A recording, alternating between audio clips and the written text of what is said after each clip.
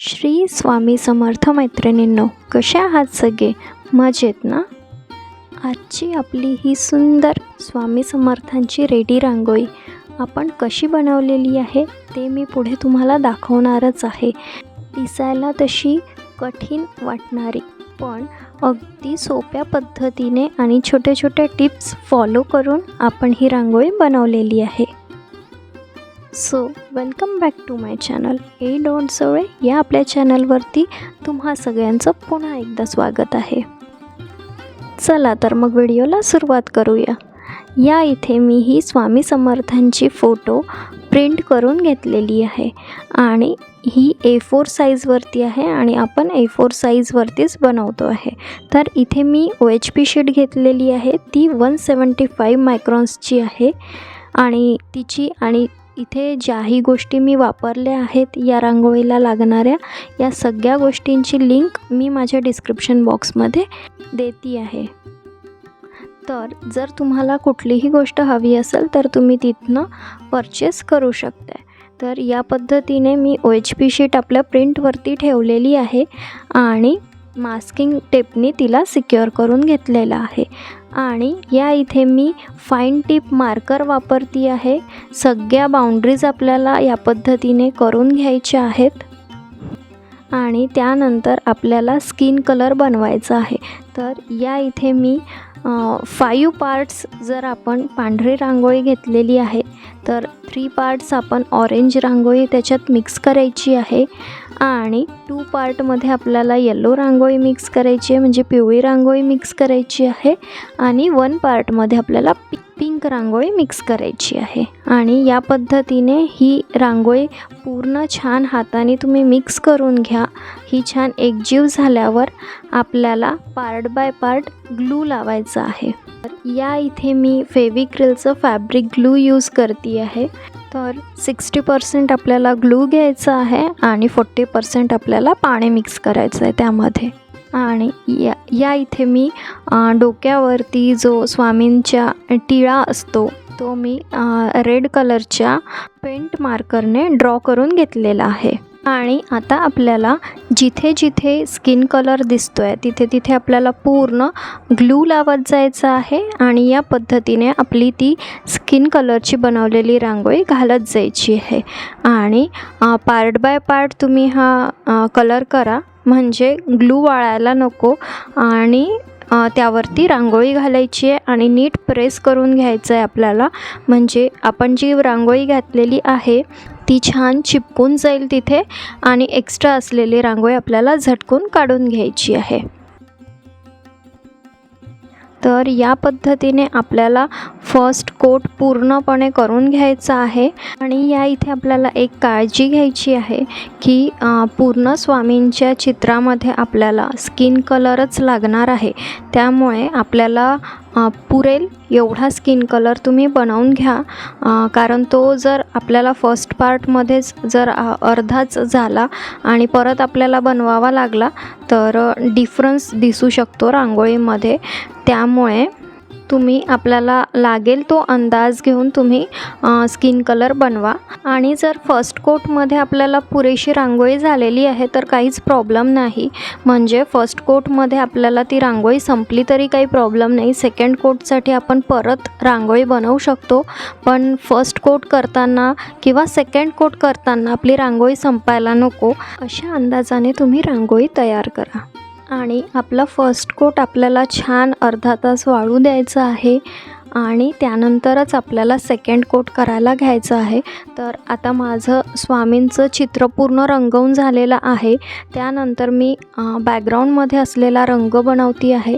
तर या इथे मी ब्लू कलरचा वापर केलेला आहे आणि त्यामध्ये थोडं पांढरं मिक्स केलेलं आहे. आणि पांढरी रांगोळी आणि ब्लू कलरची रांगोळी थोड्या लाईट शेडमध्ये मी आतमधल्या भागात टाकती आहे. आणि त्यानंतर आपल्याला थोडं त्याच रंगाला डार्क शेडमध्ये बनवायचं आहे. इथे तुम्ही कुठलाही शेड वापरू शकता, येल्लो आणि ऑरेंज असं मिक्स करून सुद्धा तुम्ही बॅकग्राऊंड करू शकताय. मला इथे ब्लूच करायचं होतं म्हणून या पद्धतीने. आणि तुम्हाला जर ब्लू करायचं असेल तर असं लाईटकडनं डार्ककडे जाणारा शेड तुम्ही तयार करा. लास्टमध्ये आपल्याला डार्क कलरचीच रांगोळी वापरायची आहे. तर या पद्धतीने मी दोन्ही कोट करून घेतलेले आहेत आणि आपले दोन्ही कोट छान वाळल्यानंतर मी या इथे सगळ्या बाउंड्रीज करून घेते आहे. आणि बाउंड्रीला सुद्धा मी नेहमीप्रमाणे जसं मी सांगते की मी काळा रंग कधीच वापरत नाही. मी नेहमी काळ्यामध्ये थोडा रेड कलर मिक्स करूनच काळा रंग वापरते. डायरेक्ट एकदम काळा रंग मला आवडत नाही. तुम्ही इथे काळ्या रंगाचा सुद्धा वापर करू शकता, पण ते एकदम डार्क शेडमध्ये जातं आणि तशी फिनिशिंग आपली येत नाही. तर त्यामुळे तुम्हाला जर करायचं असेल तर तुम्ही सुद्धा ब्लॅकमध्ये थोडा रेड मिक्स करूनच कलर करा. तर तुम्ही इथे बघू शकता आपण जी बाउंड्री केलेली होती ती आपल्याला प्रिंटवरनं दिसती आहे. त्याचप्रमाणे आपल्याला सगळ्या बाउंड्रीज करून घ्यायच्या आहे. आणि त्यानंतर आपल्याला जो शेड दिसतो आहे स्वामींच्या चेहऱ्यामध्ये जो थोडा वयस्कर त्यांचा जो चेहरा आहे तो आपल्याला कशा पद्धतीने बनवायचा आहे. तर तुम्ही इथे बघू शकता इथपर्यंत आपली रांगोळी अगदी सोपी वाटत होती आपल्याला. पण इथे आपल्याला तोच रंग घ्यायचा आहे ब्रशला आणि तो हलका बाजूला, मी नेहमीप्रमाणे जसं सांगते की आपल्या ब्रशला रंग जास्ती येतो तो बाजूला काढून घ्यायचा आहे थोडा रंग. आणि या पद्धतीने आपल्याला चित्र बघत जायचं आहे आणि त्यावरनं डार्क शेड कुठे आहे तो आपल्याला करत जायचा आहे. तर अशा पद्धतीने तुम्ही हलका हलका शेड करा. तुम्ही त्या चित्राला बघत जायचं आहे आणि त्या पद्धतीने आपल्याला जिथे वाटत आहे तिथे आपल्याला शेड करत जायचं आहे. तर या इथे मी थोडा पिवळा आणि पांढरा मिक्स करून घेतलेला होता आणि तो सुद्धा हलका हलका मी ब्लॅकच्या बाजूने शेड करून घेते आहे. त्यामुळे आपला चेहरा एकदम रिअल वाटेल. आणि तुम्ही इथे बघू शकता इथे आपण ओठांनासुद्धा लाल रंग दिलेला आहे, पण त्यामध्ये सुद्धा मी पांढरा मिक्स केलेला आहे. तो अगदी बटबटीत लाल नाही आहे. तर त्यामध्ये तुम्हाला थोडा पांढरा रंग मिक्स करायचा आहे आणि ओठांना आपल्याला कलर करायचा आहे. आणि तुम्ही इथे बघू शकता की ही जी रुद्राक्षाची माळ आहे ती मी जो रंग आपण बाउंड्रीला वापरलेला आहे तोच रंग या इथे मी रुद्राक्षाची माळ करायला वापरलेला आहे. तर त्यात इथे जिथे माळ होती त्या जागेवरती मी बिलकुल रंग जाऊ दिलेला, म्हणजे रांगोळी जाऊ दिलेली नाही आहे. तो पार्ट मी सोडून दिलेला होता ज्या वेळेला आपण स्किन कलर केला त्यावेळेला.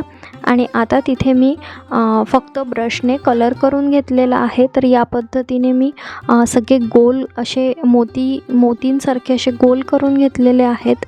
म्हणजे रुद्राक्ष जो आहे तो मी गोल असा करून घेतलेला आहे आणि हलक्या हलक्या त्याला लाईन्स दिलेल्या आहेत, त्याने तो अगदी रिअल वाटेल त्यासाठी मी हलक्या त्याला लाईन्स दिलेल्या आहेत.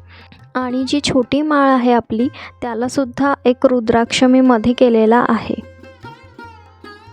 आणि त्याच्या भोवती जे पांढरे मोती आहेत ते मी माझ्याकडे हे जे असे मोती असतात आपल्याला मार्केटमध्ये इझिली मिळून जातात आणि माझ्या डिस्क्रिप्शनमध्ये तुम्हाला याची लिंकसुद्धा मिळून जाईल.